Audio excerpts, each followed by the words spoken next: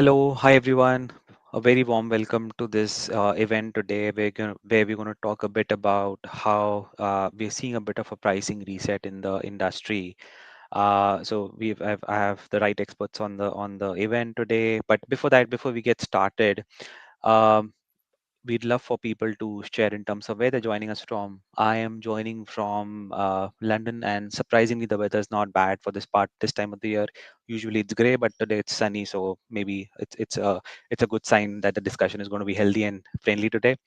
Uh, Quickly introducing myself, Ricky Sundrani, partner with the commercial and solution analytics practice at Everest Group, do all things related to pricing for cloud infra security services. I am joined by very talented colleagues, Rahul and Prashant. Rahul, please introduce yourself. Sure. Hi, Ricky. Hi, Prashant. Hi, everyone joining us today. I'm Rahul Gehani. I'm a partner with Everest Group. I lead the team over here, which advises enterprises on how they can get optimum value from their outsourcing contracts, as well as we also help providers with insights and benchmarks around what are the latest trends when it comes to pricing and solutioning of deals for IT applications, infrastructure, cloud, PPO, all of these areas. Good to be talking to everybody today. I'm joining in from Gurgaon, and the weather over here is once again pretty warm. It was raining pretty heavily a couple of weeks back, but it's back to the warm summer season over there. Prashant? Thanks, Rahul. Hey, hello everyone. This is Prashant Shukla. Glad to be here, and thank you all for joining this.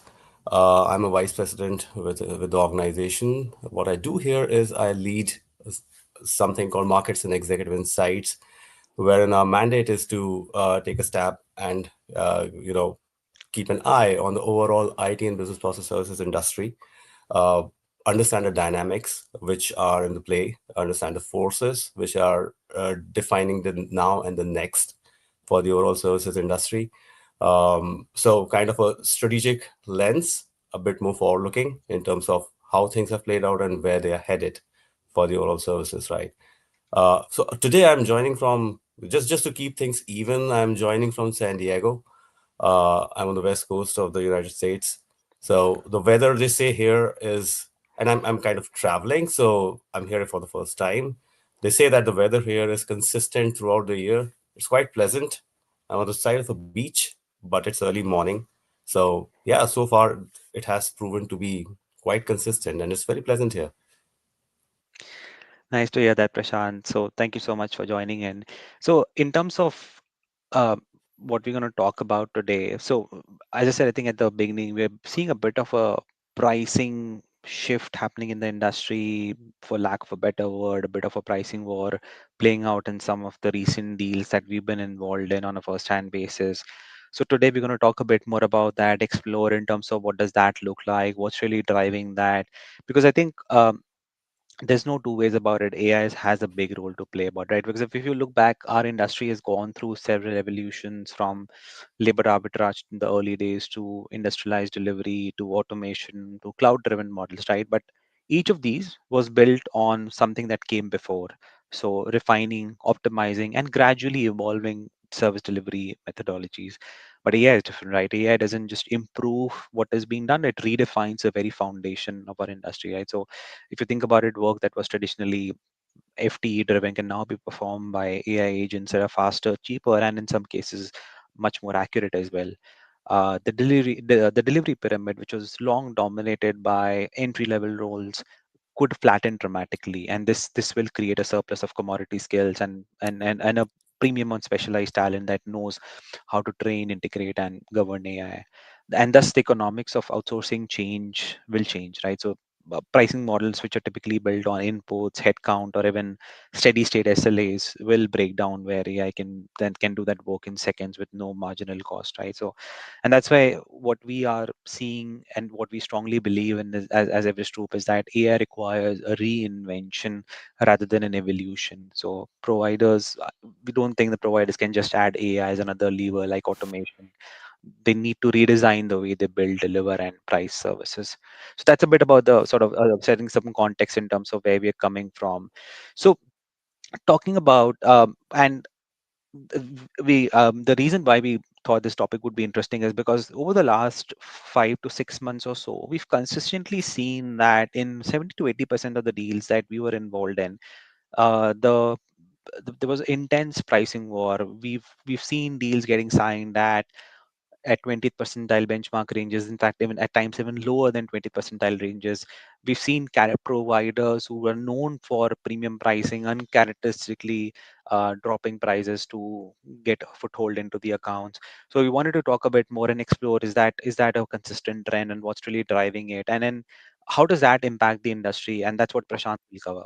So with that, I want to invite Rahul to the discussion. And Rahul, what do you think are some of the could be some of the primary drivers of this big pricing reset that we are seeing over the last few months? Yep. So I think there are a lot of factors, which are at play, which is ultimately leading to this kind of a pricing trend, a commercial trend. I think to kind of structure it in a way which is easy to follow, one can broadly look at it from the perspective of what are the factors from the buy side and what are the factors from the supply side. Now, if you kind of focus first on the buy side factors, what we are seeing is it's last 6 months, last 12 months, have actually been marked by a situation where we see a lot of flux, a lot of uncertainty, with regard to macroeconomic factors, um, global trade related factors. Everybody is aware of the tariff wars that are kind of at play.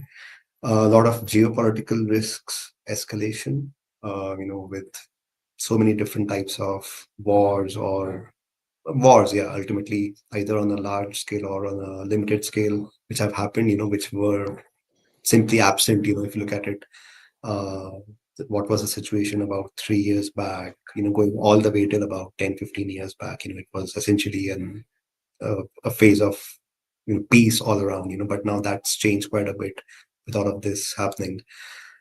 It has led enterprises to actually become very, very cautious about their spend, first of all, and which is in a way belying some of the expectations which we had when we started this year, after a phase in 2023 and 2024 where the industry growth was pretty muted. The expectation was in 2025, we would see a revival of the IT and BPO industry revenues, more demand coming in from the buyers. But these factors that I just talked about, macroeconomic, global trade, geopolitical, all of these have again caused enterprises to remain cautious. We are seeing delayed decision cycles, discretionary spend being put on hold once again. Um, you know, so yeah, that's I'll say one of the major factors on the buy side. On this, another very important factor is that we have started to see, first of all, large deals come back into the picture in the last few months, but they have come back with a distinct flavor of cost containment. So what we are seeing in a lot of cases is clear mandate on the buy side to take out costs, and it's going hand in hand with another trend which we are seeing, which is around consolidation of the portfolio. So a lot of the functions which were earlier outsourced had multiple service providers delivering the services. We have seen a lot of consolidation happening. The simplest form of it is, let's say in IT applications where situations where there are 20 or 30 service providers in the fray, the entire portfolio getting consolidated to two, three, four players, while that's good for the winners, the flip side is that with such an increased volume that ultimately they're getting from a particular client, they're forced to also give pricing concessions.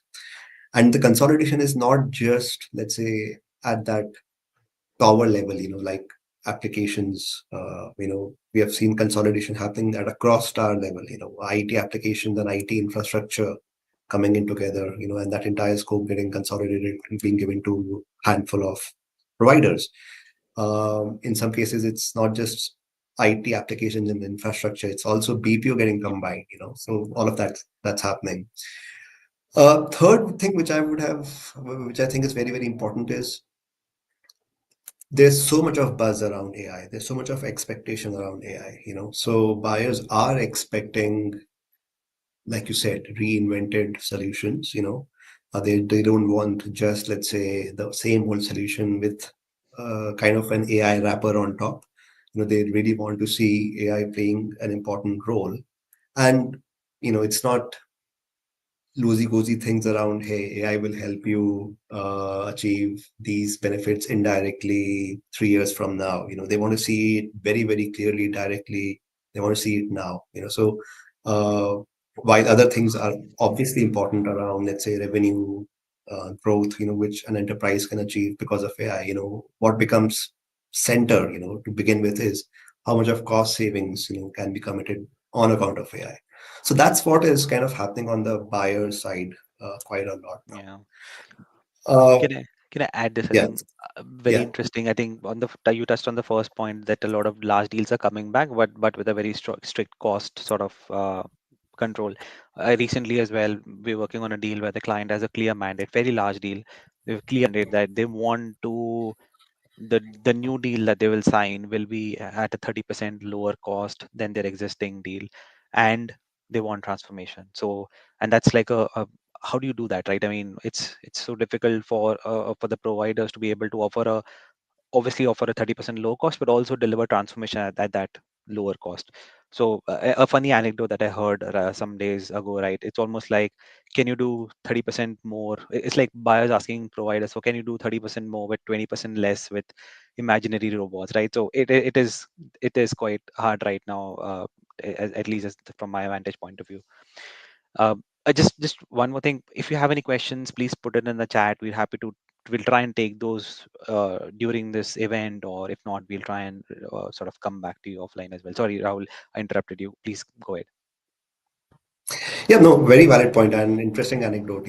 That's very much what a lot of service providers are seeing today. There's a lot of expectation because if you look at it, 2024 was a year which was full of pilots, with regard to AI, Yeah. which many times did not achieve anything material, So there's that AI fatigue, that a lot of buyers have, and they are really going to providers and saying that, hey, we want to make it more real now, so what can you do about it? Uh, Now, on the provider side, what we are seeing is, keeping in mind that all of these difficult expectations from buyers are there, and the fact that industry is not growing, so providers are kind of really forced to become more flexible from the commercials perspective, as well as, I'll say, the contracting side of the equation. So on the one hand, we are seeing aggressive pricing postures coming up, accompanied by very attractive financial engineering mechanisms, investments being proposed by service providers in order to win a deal, going hand in hand with flexibility around, hey, pricing increase year on year, cola, let's waive it. uh, Termination clauses, which kind of need to be more in favor of the buyer. Yes, let's give the approval for that as well. So we are seeing that flexibility coming in, uh, as well as, the reality also is that in the last 12, 18 months, a lot of providers have actually made significant progress when it comes to how AI can be deployed effectively, in deals. And that leads to significant productivity improvement. With the providers have also understood that a lot of that improvement is not something which would fly if it comes in 3 years from now, 4 years from now. So a lot of that is getting front loaded into year one, into year three, into year two or year three as well. So those are some of the underlying factors which are also enabling the buyer, the providers being Just able being to able meet to. some of the expectations which buyers have. Yeah. Very fair, very valid points. And let me on that point, let me bring in Prashant, because Prashant, you track the industry from an overall macro perspective, and you've been doing this for the last decade or so. So from your vantage point, how will this sort of this intense price competition potentially impact margins for service providers in the coming quarters? Yeah, no, that's a question, Ricky, as we were there recently in our event, Elevate and Engage, right in Dallas. You guys were there. There's a lot of questions, similar questions coming up, and no, absolutely right. I mean, there are a lot of moving parts here, and as Rahul described, the three things which are really playing out in the deals and in the provider dynamics today. Uh, well, so if you think about service providers themselves, right? Right now, there's a limited demand, and there's this little money and many people chasing it, right? So we are seeing that to be creating these dynamics. And what we did in a recent analysis, right? We tracked a set of service providers, right? We called it top 10 and bottom 10 service providers. So that's where we found that the one which, yeah, so as you can see in this chart, the ones on the top side, right? So the industry is at the middle. So that's you can take it as an aggregate, which is nearing 0% in terms of growth, right? The top 10 are the ones who are gaining share from the bottom 10, and you see a divergence emerging there. And that is where this is a proof point of vendor consolidation, right? This is a proof point of money shifting hands, people taking share from each other. Now, the interesting part here then becomes how are these top 10 really creating that divergence, right? Is it to do with their portfolios? We did an analysis which did not really yield that. So the portfolios were quite similar.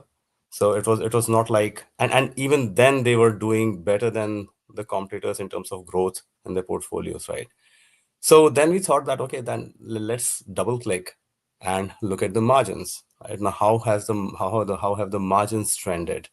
And when you look at the margins, they have stayed quite stable over the last 7 to 8 quarters, right, across these set of service providers. Even if you think about the top 10, in fact, they are more stable. The bottom 10 have gone up a little, but it what it essentially says is that at some level, service providers are kind of giving up on margins, right, on their margin expansions, and to win revenue, right, and that's how they are gaining share from the bottom 10. Um, Now, this is one can again argue that the operating margins have been stable over time, but then again, if you look at the comparison between the gross margin and operating margin, now that's where you start seeing things, a little interesting. Now, what has happened? Now, this is just a comparison of the top 10's Last one. gross margin and the top 10's operating margin changes last 12 months over the previous 12 months. Right. So on the left hand side is the gross margins. Now, gross margins have gone down, right? And this is where the element of pricing kicks in. So these are the service providers who are getting aggressive, right? Who are absorbing that reset, as you mentioned, who are winning in vendor consolidations, as Rahul mentioned, and they are sacrificing on these gross margins to gain, right, to emerge as top 10. At the same time, now here's the flip side of it. Now, and we would all have heard about almost all of them have had these cost programs at least over the last 12 to 24 months, right? So they have been pulling a lot of levers to maintain their operating margins, right? So that's why for the same set of providers on the right hand side, you'll see that the operating margins have stayed stable, right? They were getting compressed on the gross margin side. And this is interesting because, and I would like to invite Rahul, because Rahul, you look at a lot of these levers, right? But from our vantage point, the way we see the margins going ahead, there's so much you can do with margin management. At some level, you start running out of your levers, and you got to start accepting that there is compression coming in. Yeah, 100%. I think Prashant, we nobody can win, sort of squeeze the cost way out of, if the top line does not grow, right, like 100%. But interesting point. And Rahul, maybe if you want to throw some light in terms of what are some of these levers that Prashant referred to, that we're seeing providers use to actually help them manage their uh, operating margin better, even though the gross margin has shrunk a bit. Yeah. So there are quite a few levers which we have seen service providers deploy. So first of all, we have seen a lot of providers curtail non-essential travel expenses. In some providers, there's actually now a blanket ban, on travel for, let's say, the corporate functions. Obviously, sales, delivery, transition teams, they do need to travel for obvious reasons. But as far as corporate functions is concerned, we've seen a little bit of a not a little bit, a fair amount of curtailment happening. And in some cases, it even extends to the pre-sales teams, which providers have. Secondly, a lot of focus on reducing hiring and improving the FT utilization levels. So if I look at it, back 2 years, 3 years back, there was a situation where there was a lot of demand, and attrition was pretty high, and providers had to keep on rehiring, and maintain a bench, to kind of factor for unexpected increase in attrition. Now, all of that has changed. Attrition is now at much more manageable levels. As a result, the bench has kind of the requirement to keep bench high has kind of come down. Across the board, we see very high levels of utilization, to the extent that one would imagine it's kind of maxed out. You cannot go, let's say, Beyond. beyond 95%, and and you always need to have at least that basic 5% buffer. And another thing which we have seen happen is, let's say, the reducing utilization of subcontractors, which are generally more expensive as compared to the full-time employees. And again, with the fact that demand is now not surging, so you don't really need to Yeah, get subcontractors to fulfill those unexpected requirements. Additionally, things like uh, keeping the pyramids, the staffing pyramids more bottom heavy, and moving work to more offshore locations. So essentially, if you look at it, offshore leverage has increased for most of the service providers, and that goes hand in hand with an additional lever, which we have seen, which is utilizing sometimes, not just tier 2 locations, yeah, but tier 3 and tier 4 locations also for delivery. And this is true for delivery from offshore, delivery from onshore, as well as nearshore sure. locations. All of that has kind of led to, that chart which Prashant indicated, where margins have kind of held stable.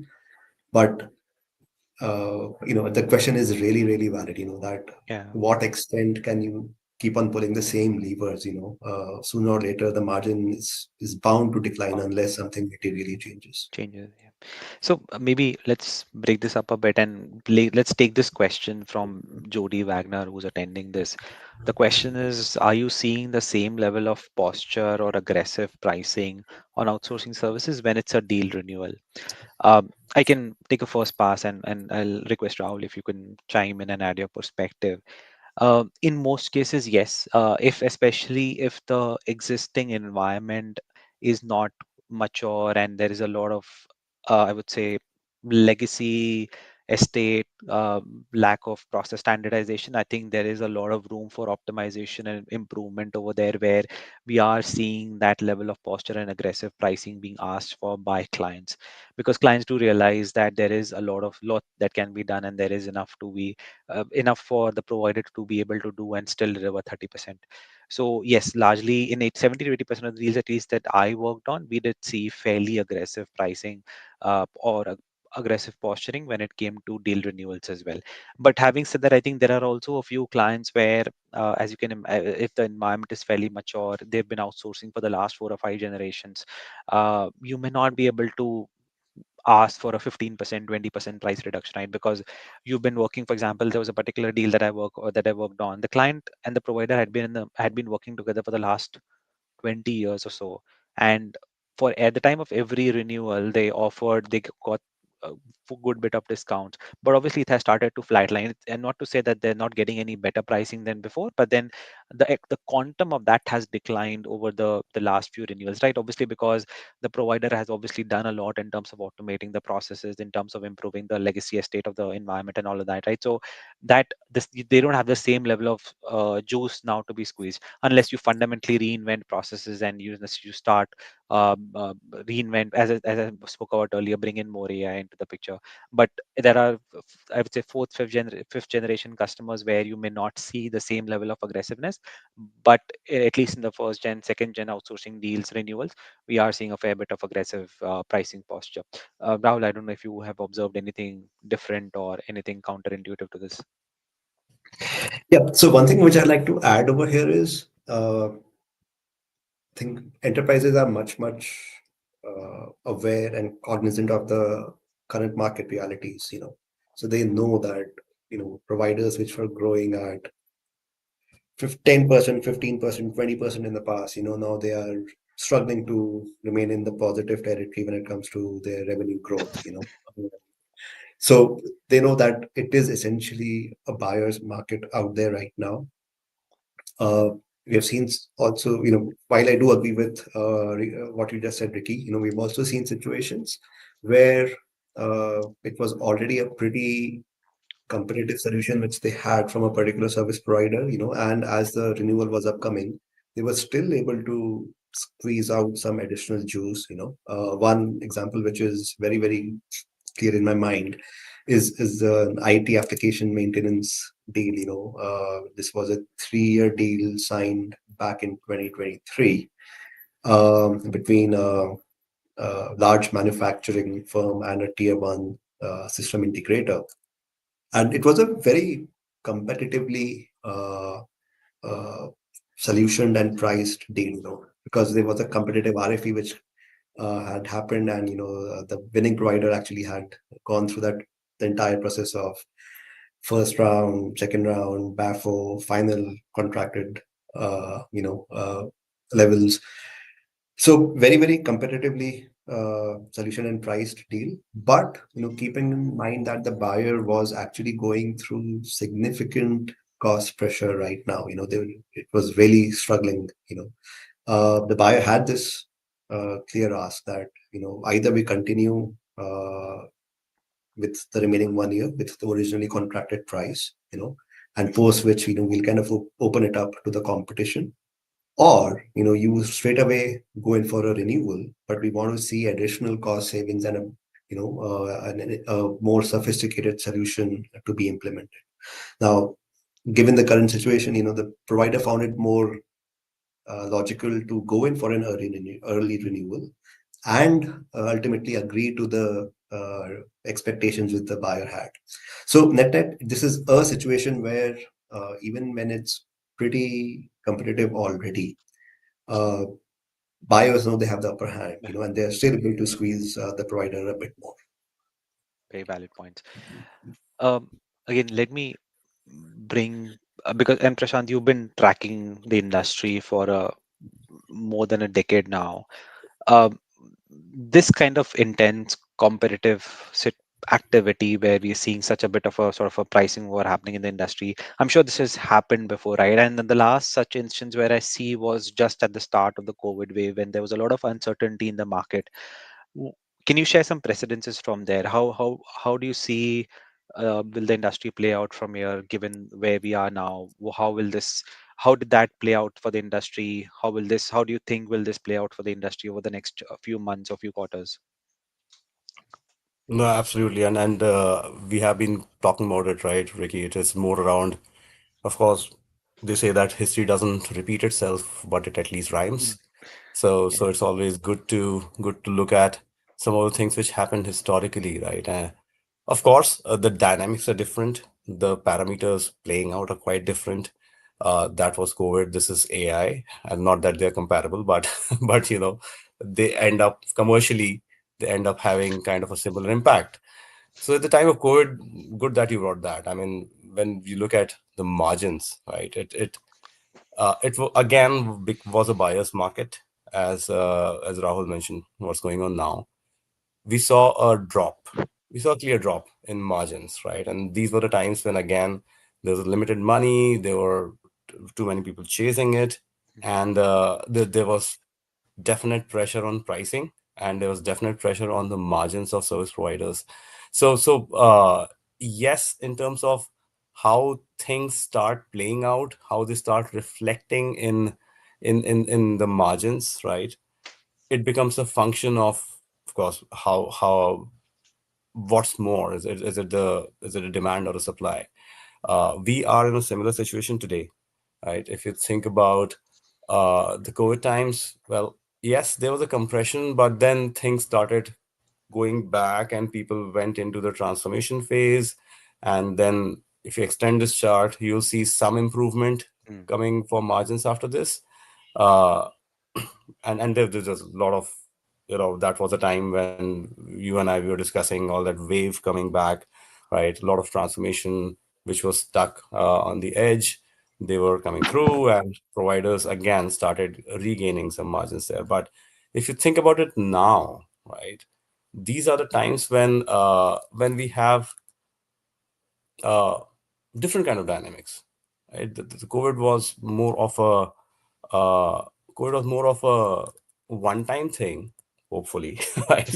And and and it played out. But right now, where we stand today is the dynamics of AI, right? As Rahul mentioned, it is deeply ingrained. It is ingrained not just technologically, but it has become a mindset, right? And it has become a mindset of enterprises, and service providers are kind of, they're having to play along that way at some level.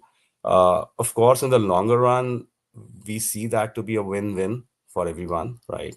But if you think about the coming few quarters, coming few years, the anticipation, and this is where we call it to be like we are in a phenomenal aspiration reality gap, right? So aspirations are very high, the reality is still quite basic in many places. And so the way it starts exhibiting itself in deals, right? As Rahul and you have been giving some beautiful examples, right? uh, it gets crazy, right? I mean, at times, is it about productivity? Is it really about, true AI led motion, or are we using AI to kind of drive our other agenda, right? Or at the same time, if you're very constructive as an enterprise, do you want to fund your AI initiatives by squeezing in your typical large managed services deals? So, all in all, we believe that it's gonna have, at least in the coming times, similar impact as we saw in the COVID times. And unfortunately, I personally don't see that recovery happening very quickly Quickly. as it happened in the COVID times. This is going to be a bit more sticky till service providers start figuring out how they're going to wrap their arms around these deals, how they're going to start regaining some of that productivity for themselves, right? Not sharing it in some cases, and actually sustaining their margins. But as I said earlier, also it's a matter of a bit of a sticky Mm. pressure on margins this Okay. time. So I think the point is that there will be some short-term pain, at least for the Yes. next few quarters, till the industry, till everyone finds a way to make this work for them. And yeah, because I think I strongly believe in the long-term future where this industry has a very, very big role to play in terms of helping enterprises reinvent themselves and helping enterprises reinvent the way they're currently thinking about processes. But I agree with your point. I think there will be some short-term pain till we get over this current wave. Uh, I think before we also talk about one more point, I think which has been in the news for the last few couple of weeks. But before we get there, I think I'm asked by my marketing team to also remind you of a upcoming event that we are doing in Bangalore. This is going to be our first Engage event in India. We recently concluded our Engage Dallas event, and it was hugely successful. We had about 250 odd participants from multiple Fortune 500 organizations, talking about all things related to GBS, outsourcing, sourcing, vendor management, and so on. So we are having our first one of those in Bangalore on November 13th. And if you need more details, there's a link in the chat that you can click on and to learn more about this event. There's probably let's take this question because this one's very interesting, and I see this question from Wolfgang, who asks in terms of what new pricing components are outsourcers using to price AI-enabled business process solutions compared to traditional labor arbitrage outsourcing. So, Rahul, maybe if I were to throw this ball to you, do you have a Yeah. point of view on this? Right. So I can share some perspective, and uh, it's, I'll say, a little bit of an early stage to really give a concrete answer, but we are seeing a few different types of models being proposed in various deals.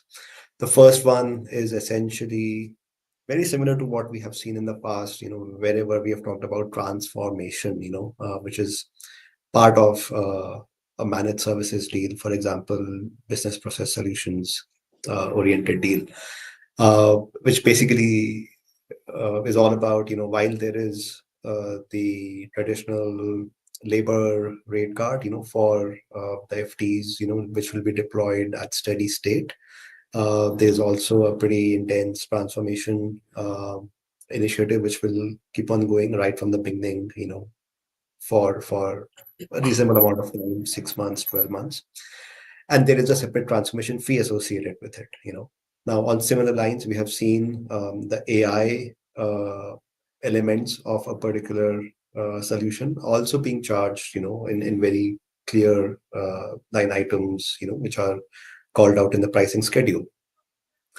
Additionally, we have seen situations where those are not getting called out so transparently. They are essentially bundled in somewhere. So the providers rate cards, ultimately they do factor in the AI related costs, but they are not called out clearly.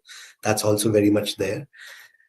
With the advent of agentic AI, what we're also starting to see now is situations where there is a separate rate, for transactions which have been done, purely by the human FTs, separate rate for transactions which have been done, with the aid of AI. Um, Again, on top of that, there is, another kind of a model which is being now talked about, and we have seen it in a few deals, which is basically uh,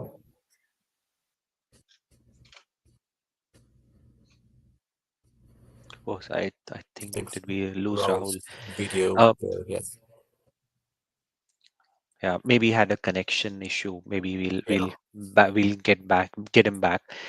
In the meanwhile, um, let's actually take one more question, which is there from the audience. It is related to the question is around from Michael, and he asks what vendors are having particular success with implementing AI to outsourcers. I think to answer that question, rather than having specific names, I think one thing which we've seen what the winners are doing as compared to the ones which are not having so much success is I think thinking about it, and we call it as the at Everest we have a framework to look at it. We call it as the PTSD framework. It stands for process, tech, skills, and data. The idea is that to me to be able to scale AI or to be able to have AI at scale, you need to be looking at every initiative from the lens of process, tech, skills, and data. So, which meaning you cannot have AI on a process which is not well refined. You cannot have you cannot run AI if you do not have the right tech in place, if the systems are not talking to each other. There's often a saying that, and then the third point is data, right? So D stands for data.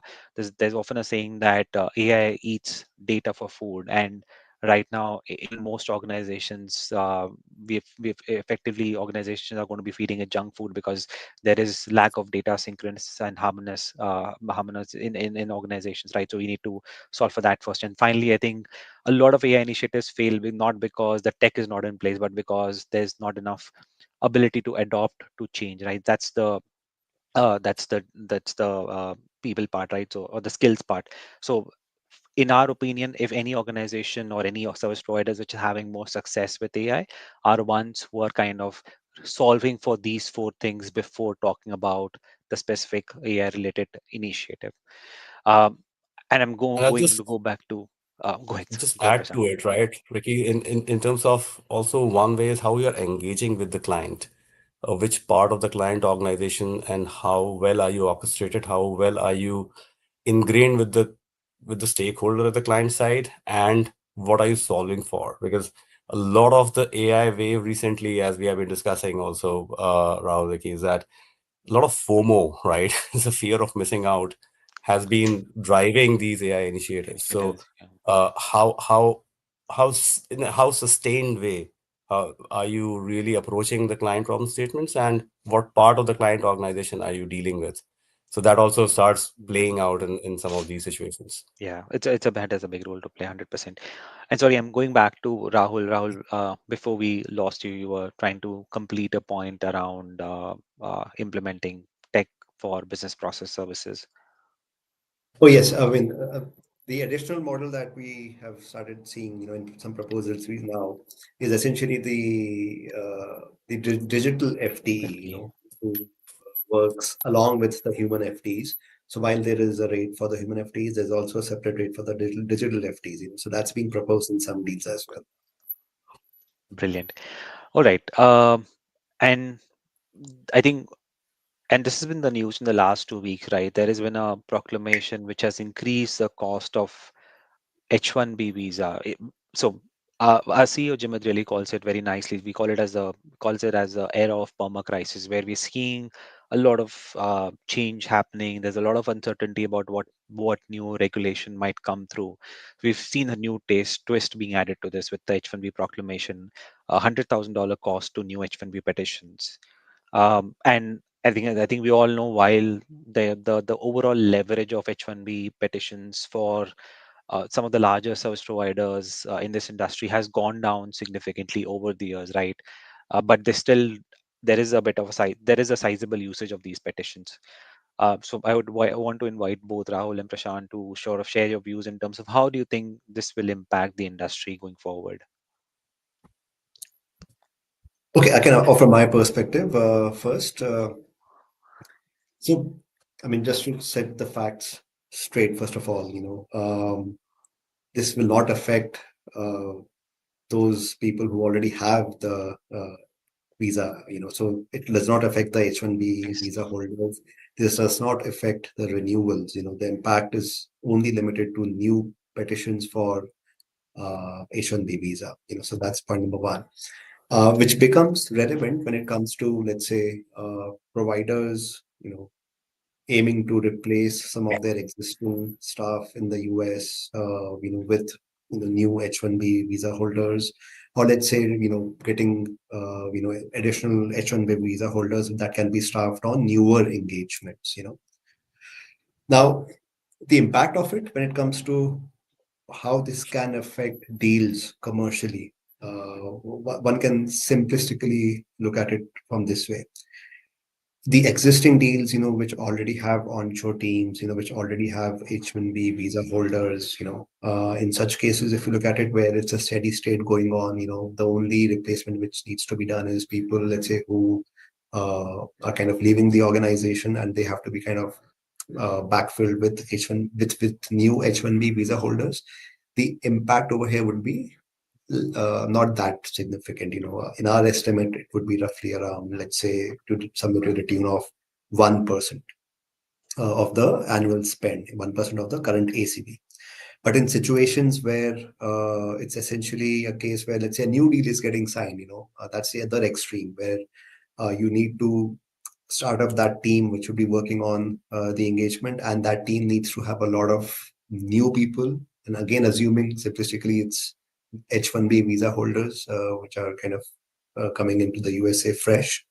Now there's going to be a pretty big impact, anywhere between 5 to 15%, of what the typical annual ACV of the deal would have been. So those are the two extremes, the real truth would be somewhere in the middle, depending on what is the exact makeup of the deal, what is the current onshore offshore leverage. Within that, at onshore, how many people are having H-1B visas, and how many are local citizens, of the US. So the answer could be somewhere in between, of the two ranges which I just said. What we believe is going to happen is, there's going to be a lot more discussion between enterprises and providers around, do they need to rebalance the delivery models, keeping in mind this kind of regulation which has now come in? So do they need to change the mix of uh, onshore, nearshore, offshore? Do they need to work towards bringing in more local resources in the US? Those kind of discussions are bound to happen now going forward. Yeah, though Brilliant. that is from the provider perspective, right? I mean, uh, so first of all, as you're aware, right? Even in the previous administration of this government, uh, there was a time when there was a hint of, we'll better start going localized in terms of our talent. So I think over past few years, a lot of these global service providers, they have been building their local capabilities in the US. They've been hiring locally, setting up centers, doing a lot of that stuff. So if you think about the visa application themselves, they have kind of cut down by more than half. If you think about last 3 or 4 years, so to some level, yes, there will be an impact, right? Of course, it's a as Rahul also mentioned, the deals will start seeing the new deals, at least where you need new fresh talent. That is where service providers will start taking impact. Will it be as bad as it would have been a few years back? It will be much better than that. We can take solace in that, right? At the same time, the way we are looking at it is that, um, given that service providers have developed critical mass of talent, and they will keep on doing that. They have a machinery of hiring pretty much established now.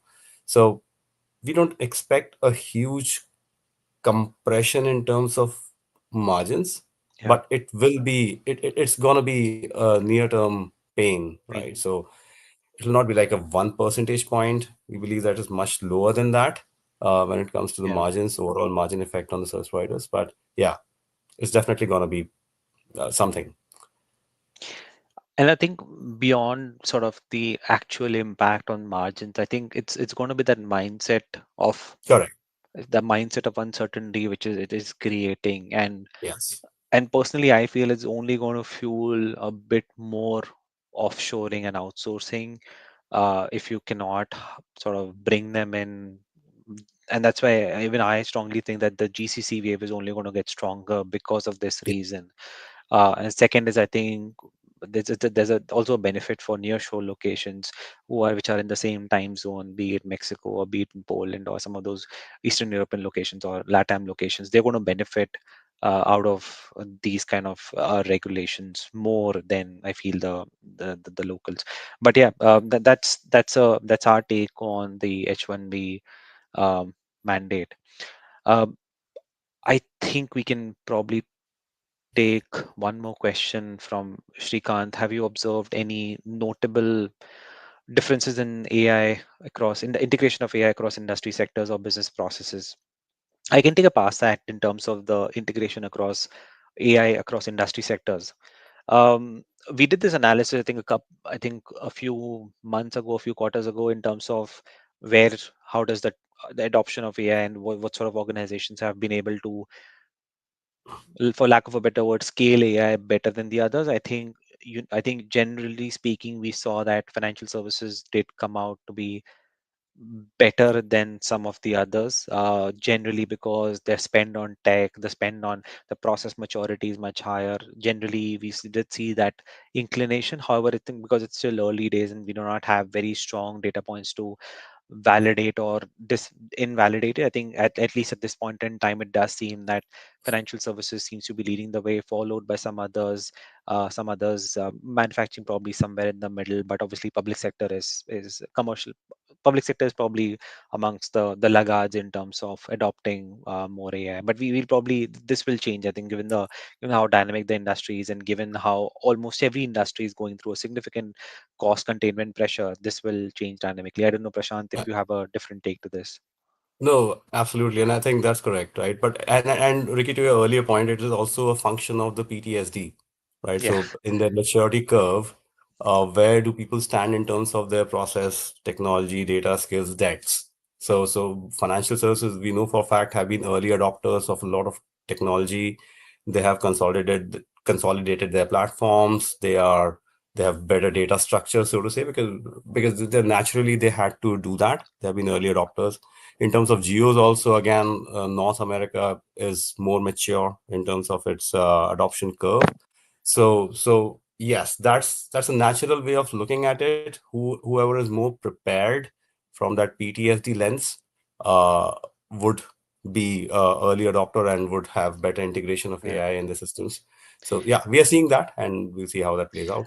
Even in terms of geography, regions, in terms of adoption, I think there's no two ways about it. We are definitely seeing North America to be sort of leading the way along because Right. generally because of the ability to spend more on technology and the scale at which North America organizations are operating at.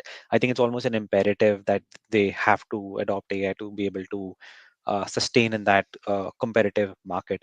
Obviously, then followed closely by, I would say, where do you think APAC versus Europe would lie? I would probably put APAC as second place compared to Yeah, Europe.